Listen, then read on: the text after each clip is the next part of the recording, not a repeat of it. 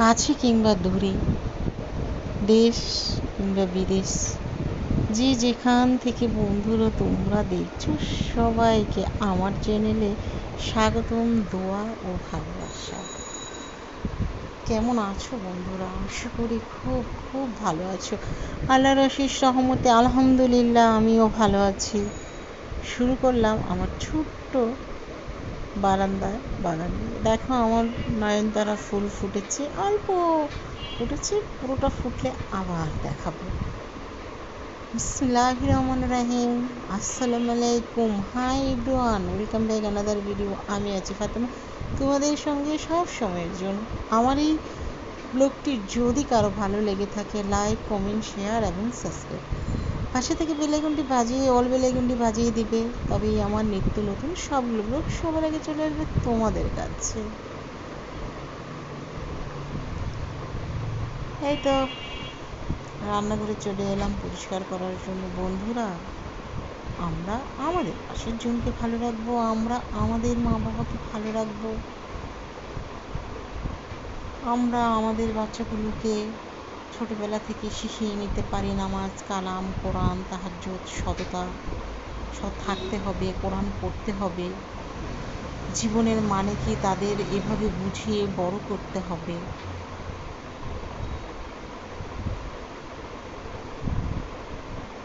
এটাই তো জীবন। যে প্রচণ্ড গরম পড়েছে, বাঁচাটাই কঠিন হয়ে গেছে। খাবার দাবার তো একবারে খাওয়া যাচ্ছে না, একদম নর্মাল খাবারই খাচ্ছি, শাক সবজি মাছ। এই সময় মাংস, পোলাও, বিরিয়ানি, খিচুড়ি খেলে শরীরের ভীষণ ক্ষতি হবে। এটা আমি আমার বেডরুমটা গুছিয়ে আলমারির কাপড়গুলো, আমার গাউনগুলো গুছিয়ে নিচ্ছি। এভাবেই বাচ্চাদেরকে শিখিয়ে পড়িয়ে বড় করে নিতে হবে। অপেক্ষায় থাকলে চলবে না যে বড় হলে এমনিই শিখবে, এভাবে শিখে না। আমি যেটা আমার পরিবারের থেকে যেটা করেছি আমার সন্তানের জন্য, সেটাই তোমাদের সাথে শেয়ার করলাম। স্কুলে আমি অনেক বাচ্চাদের দেখেছি স্কুলে সেজেগুজে যাওয়ার, এটা কিন্তু প্রয়োজন নেই। এত সকালে সেজেগুজে যাওয়ার কোনো প্রয়োজন নেই। আর এত সকালেই বা না হোক, সিমসাম ভাবে গেলেই কিন্তু হয়ে যায়।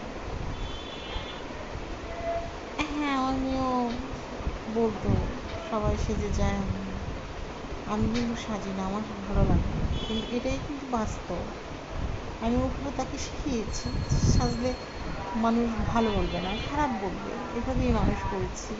সেটাই তোমাদেরকে একটু চেষ্টা করি নিজের মনের কথাগুলো বলতে।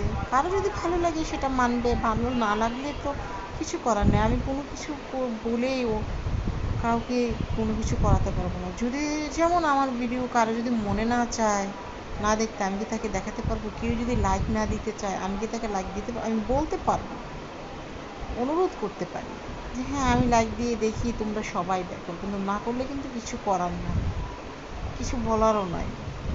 1 মিনিট দেখলেও আমি কিছু বলতে পারবো না, পুরো ভিডিও দেখলেও বলতে পারবো না, অর্ধেক ভিডিও দেখলেও বলতে পারবো। এখানে আমাদের সংস্থা থেকে যে পেয়েছিলাম সেটা একটু শ্যুট করলাম। শুকেছে রাখা চাষ আমাদের যে প্রজেক্ট আশ্রয়হীন দুস্থ নারী উন্নয়ন সংস্থা, সেখানে আমি রান্নার প্রথম পুরস্কার পেয়েছিলাম।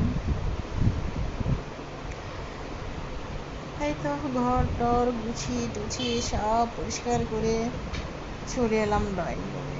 ড্রয়িং রুমটা গুছিয়ে নিলাম। প্রতিদিন পরিষ্কার পরিচ্ছন্ন ধোয়া মোছা হচ্ছে, তবুও যেন সকালে ঘুম থেকে উঠে দেখি আবার সব কিছু এলোমেলো।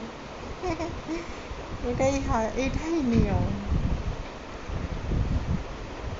প্রতিটা কোনায় কোনায় পরিষ্কার করি, আর মনে চায় প্রতিটা কোনায় কোনায় সাজিয়ে ভরে রাখি, কিন্তু সবসময় সব কিছু হয়ে ওঠে না, এবং সবসময় সবার হাতে টাকাও থাকে না।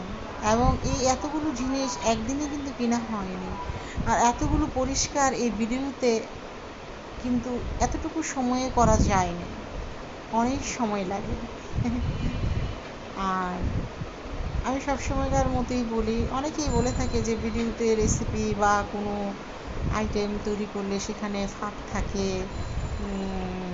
কিছু গোপনীয়তা থাকে না। আমি বলবো 100% শিওর দিয়ে আমার কোনো রেসিপি কোনো গোপনীয়তা নেই। ঠিক যেটা আমি তৈরি করি সেটাই আমি দেখাই, আর যেটা নষ্ট হয়ে যায় যায়। আর আমার হাতের একটা রেসিপি জাস্ট একটু উল্টো পাল্টা হয়েছিল, কখনো আল্লাহর রহমতে আলহামদুলিল্লাহ মাশাল্লাহ কখনো নষ্ট হয় নাই। এখানে আমার হচ্ছে ডিনার সেট মাটির। এই তো ইন্ডিয়ান ফুচকাগুলো ভেজে নিচ্ছি। আমার মনে হয় এই দেশি ফুচকার থেকে এই ইন্ডিয়ান ফুচকাগুলো খেতে বেশ মজা। আর এই গরমের মধ্যে টক ঝাল মিষ্টি ফুচকা খেয়েছি, বেশ ভালো লেগেছে। আমি ফুচকাগুলো ভেজে নিচ্ছি ঘরে নিজেই। যে চটপটি খাওয়ার সে চটপটি খাবে, যে ফুচকা খাওয়ার সে ফুচকা খাবে, যার যার ইচ্ছা। তো ভেজে নিলাম, দেখতেও সুন্দর, খেতেও মজা।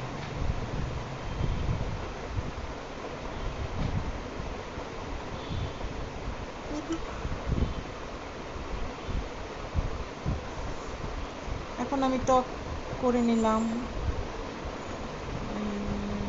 যা শুধু পানি দিয়ে তেঁতুলটা গুলিয়ে নিলাম আর চটপটির মশলা দিয়ে দিলাম। বিট লবণ দিতে হবে, বিট লবণটা দিলে মজা হয়। আমি নেড়ে চেড়ে নিচ্ছি। আর দোকানে যে বা বাহিরে যে বিক্রি করে সেই টকের মধ্যে মেডিসিন দেওয়া হয়, সেটা শরীরের এবং পেটের জন্য খুবই খারাপ। তবু খেয়ে ফেলি, খাই না তা না, তবুও কিন্তু খেয়ে ফেলি।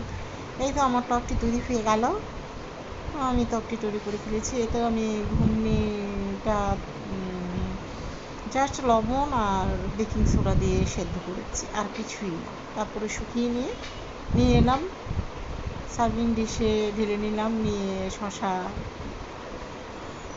টমেটো, কাঁচামরিচ, ডিম, আলু এবং কি চটপটির মশলা নেড়ে চেড়ে এখন আমি খেয়ে নিচ্ছি এবং দেখাচ্ছি বন্ধুটা কতটা মজাদার হয়েছে। ঘরে স্বাস্থ্যসম্মতভাবে বানিয়ে খাওয়াটা অনেক ভালো। এই তো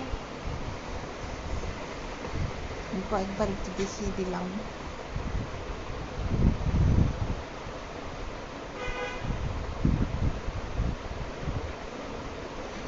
এখন বানাবো বাঁশপাতা চাপা মরিচ ব্লান্ডার করে নিয়েছিলাম। কেউ চাইলে রান্না করার মরিচ দিয়েও করতে পারো, আমি করি না আসলে, আমি ব্লান্ডার করে নিই, আর বাটা তো সম্ভব না।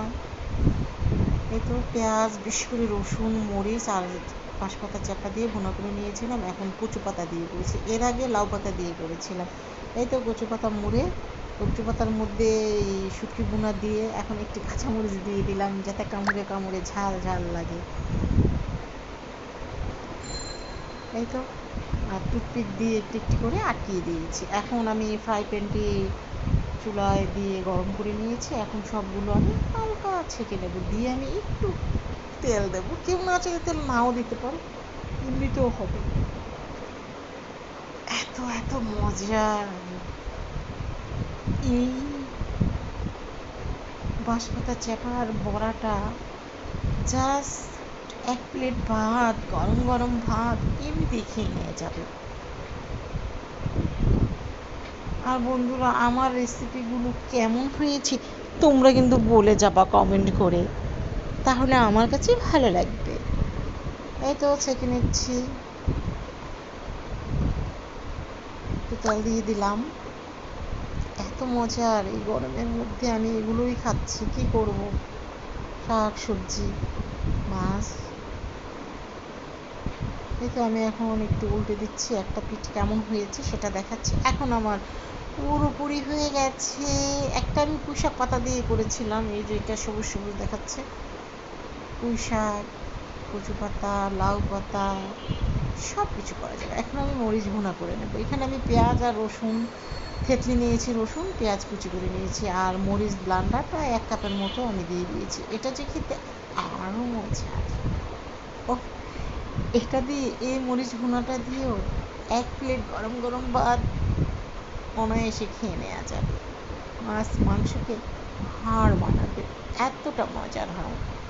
রসুনটা বেশি করে দিতে হয়। দেখো কতটা সুন্দর হয়েছে দেখতে, আর খেতে কেমন হয়েছে চটপট তোমরা বানিয়ে খেয়ে বলো আমাকে কেমন হয়েছে। এখানে আমি পেঁয়াজ, তেল, হলুদের গুঁড়ো, মরিচের গুঁড়ো, ধনিয়ার গুঁড়ো অল্প অল্প করে দিয়ে আমি 3টে ডিম ফেটে নিয়েছি, সাইড দিয়ে আমি একটু একটু করে দিয়ে দিচ্ছি। এটার মধ্যে এই ভুনাটার মধ্যে দিয়ে দিচ্ছি, হয়ে যাবে। দিয়ে আমি ঢেকে দিয়েছি, সুন্দর হয়ে গেছে। তারপর আমি কেটে কাঁচামরিচ দিয়ে অল্প একটু জল দিয়ে, ঝোলের পানি দিয়ে ব্যাস নেড়ে চেড়ে নিয়েছি। আমি এটা আজই প্রথম করলাম, খেতে বেশ মজার ছিল। হ্যাঁ, বলতে পারো বন্ধুরা, আপনার কাছে কি সবই মজার? আসলে মনের মাধুরী মিশিয়ে রান্না করলে সব কিছু মজার হয়। মন দিয়ে, অন্তর দিয়ে রান্না করলে সত্যিই সব কিছু মজার হয়।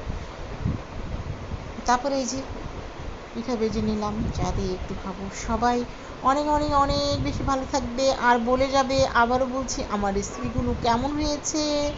সবাই আমাদের জন্য দোয়া করবে, আমি সবার জন্য দোয়া করবো যেন সবাই অনেক অনেক বেশি ভালো থাকে। আসসালামু আলাইকুম। আল্লাহ হাফেজ, আল্লাহ হাফেজ, আল্লাহ হাফেজ।